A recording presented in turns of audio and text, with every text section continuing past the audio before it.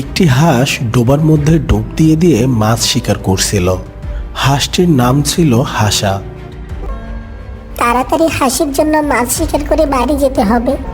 জঙ্গলের যে অবস্থা, যে কোনো সময় হিংস্র পশু এসে আমার উপর আক্রমণ করতে পারে। হাঁসটি কিছু মাছ শিকার করে নিয়ে ভয়ে ভয়ে জঙ্গলের মধ্যে দিয়ে বাড়ির উদ্দেশ্যে যেতে থাকে।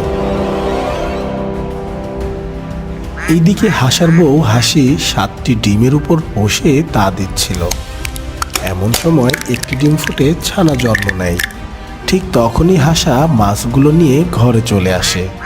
হাসাকে দেখে হাসি বলে, স্বামী, তোমাকে কেউ ঘরে আসতে দেখেনি তো?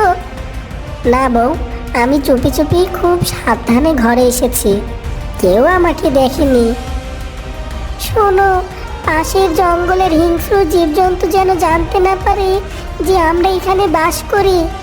আর দেখো, কিছুদিনের মধ্যে আমার বাকি ডিমগুলো ফুটেও সবার যদি এই খবর জেনে যায়, তাহলে সেদিনই আমাদের শেষ দিন হবে।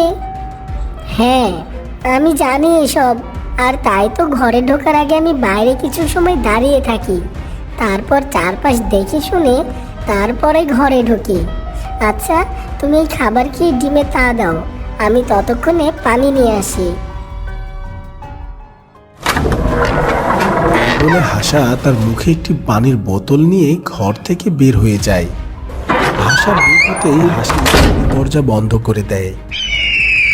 এই জঙ্গলে অনেক হিংস্র জন্তু জানোয়ার থাকতো বলে হাসি সবসময় ঘরের মধ্যে দরজা বন্ধ করেই বসে থাকতো।